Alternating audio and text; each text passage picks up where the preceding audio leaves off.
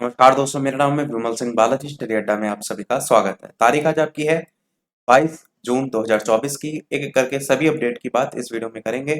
सबसे पहली अपडेट कि नए आयोग ने काम कुछ भी नहीं किया और वेतन बढ़ाने को लेकर के प्रस्ताव दे दिया है। प्रयागराज से न्यूज है जिसमें बताया गया नवगठित उत्तर प्रदेश शिक्षा सेवा चयन आयोग के हालात भी अजीबोगरीब चल रहे हैं। मार्च में सदस्य और कार्यवाहक अध्यक्ष की नियुक्ति के बाद से कोई भी काम नहीं हो सका है। लेकिन मजे की बात यह है कि सदस्य और अध्यक्ष के वेतन बढ़ाने का प्रस्ताव शासन को भेज दिया गया है। विज्ञापन में सदस्य और अध्यक्ष का क्रमशः नियत वेतन 1.48 लाख और 1.68 लाख प्रतिमाह निर्धारित था, जिसे बढ़ाकर सदस्यों का वेतन 2.05 लाख रुपए प्रतिमाह और अध्यक्ष का 2.15 लाख रुपए करने का प्रस्ताव यहाँ पर भेजा गया है।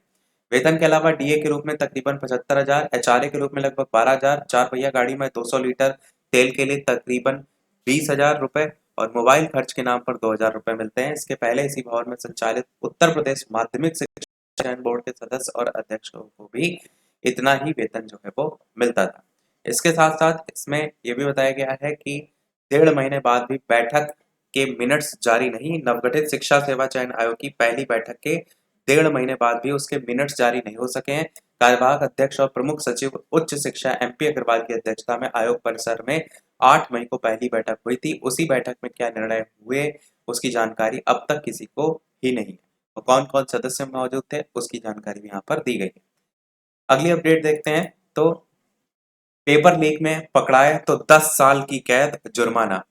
परीक्षाओं में कदाचार रोकने को शुक्रवार रात से सख्त कानून लागू। नई दिल्ली न्यूज है जिसमें लिखा है केंद्र ने प्रतियोगी परीक्षाओं में कदाचार और अनियमितताओं पर रोक अंकुश लगाने के लिए शुक्रवार को सख्त कानून लागू कर दिया है, जिसमें पकड़े जाने पर अधिकतम 10 साल की जेल की सजा और 1 करोड़ रुपए तक का जुर्माने की बात यहाँ पर जो है वो रखी गई है। और राष्ट्रपति द्रौपदी मुर्मू के द्वारा सार्वजनिक परीक्षा अनुचित साधनों की रोकथाम अधिनियम 2024 इसको मंजूरी जो है वो दी गई है। साथ ही इसमें भी बताया गया है कि इसको मंजूरी देने के लिए लगभग 4 महीने कार्मिक मंत्रालय ने शुक्रवार रात एक अधिसूचना जारी की और इसमें कहा गया है कि कानून के प्रावधान 21 जून से लागू होंगे। यूजीसी नेट 2024 परीक्षा के प्रश्न पत्र लीक पर बढ़ते विवाद के बीच ये कदम उठाया गया है। केंद्रीय जांच ब्यूरो सीबीआई ने शुक्रवार को एनटीए के द्वारा आयोजित परीक्षा के प्रश्न पत्र लीक की जांच के लिए मामला भी दर्ज किया। बाकी इसमें जो धाराएं हैं उनकी बात भी की गई है। केंद्रीय शिक्षा मंत्री धर्मेंद्र प्रधान से पूछे जाने के ठीक एक दिन बाद आई है कि कानून कब लागू किया जाएगा। मंत्री ने कहा था कि कानून मंत्रालय नियम बना रहा है। ये विधेयक 9 फरवरी को राज्यसभा द्वारा पारित किया गया था, लेकिन लोकसभा ने इसे 6 फरवरी को पारित किया था और राष्ट्रपति मुर्मू ने 12 फरवरी को विधेयक को मंजूरी दी थी। साथ ही काउंसलिंग पर रोक नहीं और सीएसआईआर नेट स्थगित, ये भी परीक्षा स्थगित हो गई है। और जो नीट परीक्षा है उसका सुप्रीम कोर्ट का आदेश है कि भैया काउंसलिंग पर रोक जो है हम नहीं लगाएंगे। तो वही यहाँ पर जो है वो बताया गया।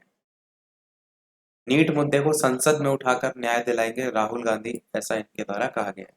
केंद्र सरकार ने लागू किया लोक परीक्षा कानून, अधिसूचना जारी। 3 साल की सजा का प्रावधान का बात यहाँ की गई है और अधिकतम 10 साल है। यहाँ पर देखेंगे तो अब 3 से 5 साल तक की सजा और 10 लाख रुपए तक का जुर्माना लगाया जा सकता है।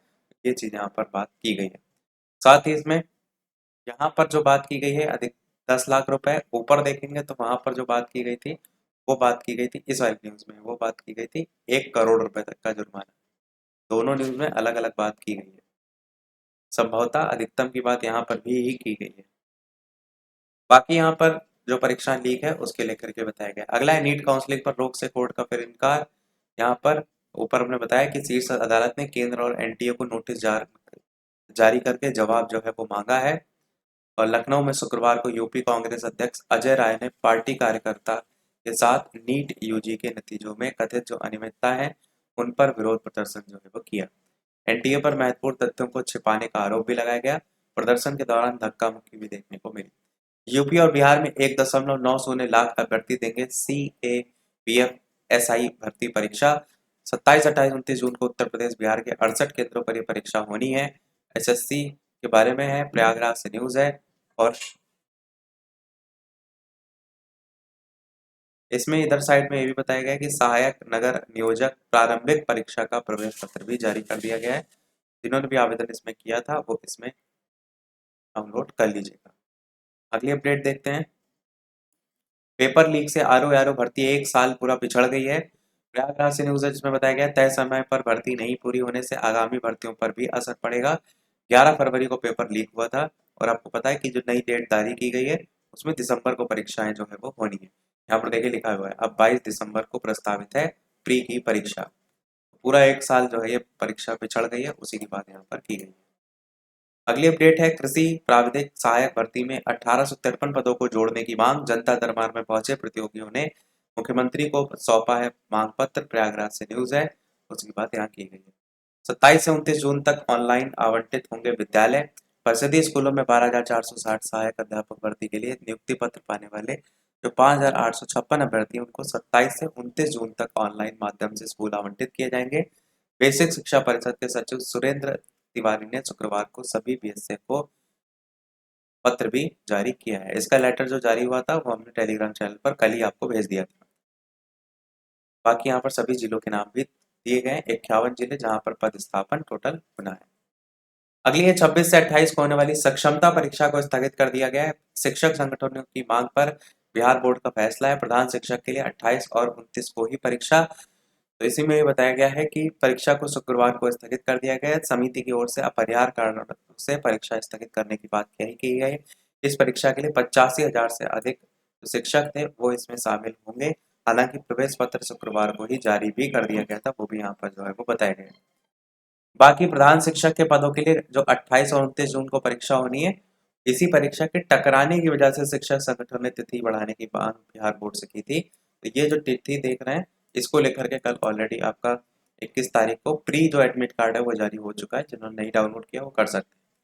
प्राथमिक विद्यालय के कक्षा 1 से 5 शिक्षक अभ्यर्थी, मध्य विद्यालय के 6 से 8 के शिक्षक अभ्यर्थी और उच्च माध्यमिक के अभ्यर्थियों के लिए परीक्षा ये होनी है। अगला सहायक लोको पायलट की रिक्तियां जो है वो 3 गुनी हो गई हैं।